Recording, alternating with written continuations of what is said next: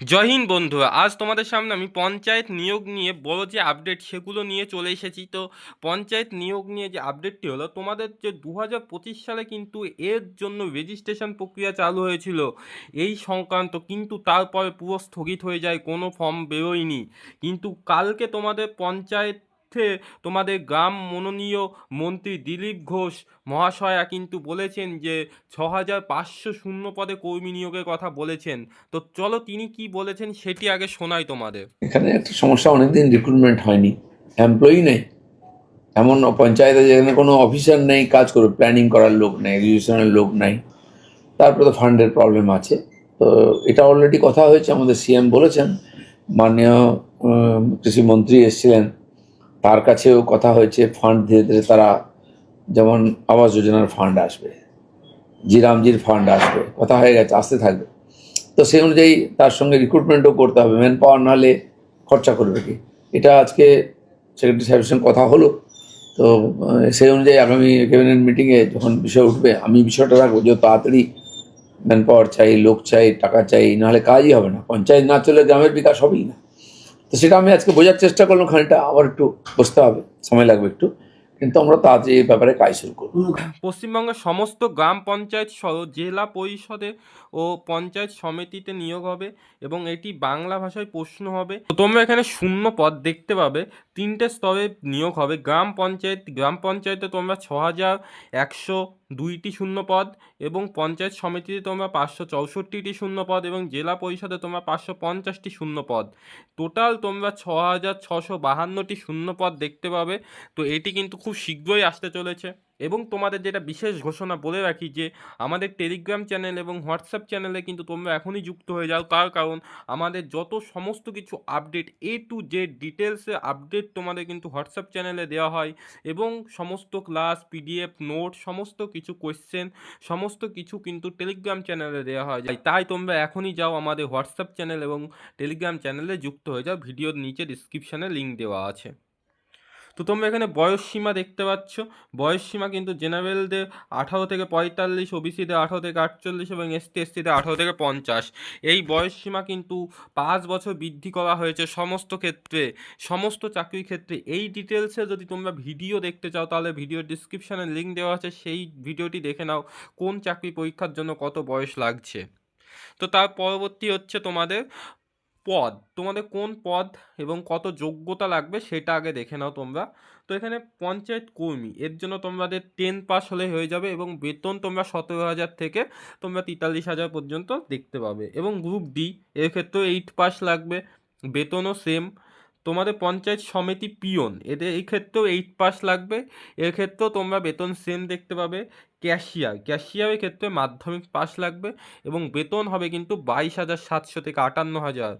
এবং পঞ্চায়েতের যে সহায়ক, তার জন্য লাগবে 50% সহ মাধ্যমিক পাস, এর জন্য তোমাদের 21,000 টাকা থেকে শুরু হবে বেতন। তারপরে তোমাদের অ্যাকাউন্ট ক্লার্ক, এর জন্য মাধ্যমিক সঙ্গে কম্পিউটারের দক্ষতা থাকতে হবে, এবং ক্লার্ক কাম টাইপিস্ট জন্য তোমাদের মাধ্যমিক সহ কম্পিউটারের দক্ষতা এবং টাইপিং জানতে হবে।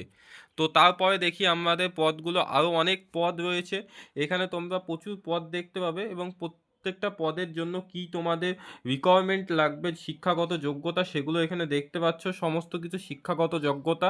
তো তোমাদের বিশেষ করে যেগুলো তোমরা ন্যূনতম তোমাদের কোয়ালিফিকেশান হলেই তোমরা আবেদন করতে পারবে, সেগুলো হচ্ছে এই যে এই পোস্টগুলো কিন্তু তোমাদের ন্যূনতম কোয়ালিফিকেশান থাকলেই কিন্তু তোমরা আবেদন করতে পারবে। এই যে পোস্টগুলো আছে, এই ডেটা এন্ট্রি অপারেটর, এদের জন্য এই সব পোস্টে, পঞ্চায়েত সমিতি অ্যাকাউন্ট ক্লার্ক, এদের জন্য কিন্তু তোমাদের স্নাতক হতে হবে। যেমন স্টেনোগ্রাফার লাগে, স্টেনোগ্রাফারের জন্য তোমাদের কিন্তু স্নাতক হতে হবে। এগুলোর জন্য তোমাদের কোয়ালিফিকেশান একটু টাফ আছে, কিন্তু তোমাদের যে ন্যূনতম কোয়ালিফিকেশানের জন্য এই পোস্টগুলো তোমরা দেখতে পাবে। তো পরবর্তী চলো দেখাই। তো তারপরে নির্বাচন পদ্ধতি, তো তোমাদের এখানে দুটো ধাপে নিয়োগ হবে, লিখিত পরীক্ষা ও ইন্টারভিউ। তো তোমাদের লিখিত পরীক্ষা এবং ইন্টারভিউ দুটোই হবে। কিছু পদের ক্ষেত্রে কিন্তু স্কিল টেস্টও নেওয়া হবে। যেমন কোন কোন পদের ক্ষেত্রে তোমাদের স্কিল টেস্ট নেওয়া হবে সেগুলো বলছি। তো তোমাদের স্কিল টেস্ট নেওয়া হবে, এখানে দেখো তোমাদের স্টেনোগ্রাফারের জন্য কিন্তু স্কিল টেস্ট লাগবে। তারপরে তোমাদের পঞ্চায়েত সমিতি অ্যাকাউন্টেন্ট অ্যাকাউন্ট ক্লার্ক এর ক্ষেত্রেও কিন্তু তোমাদের স্কিল টেস্ট লাগবে। তো এইগুলোর ক্ষেত্রে তোমাদের স্কিল টেস্ট লাগবে।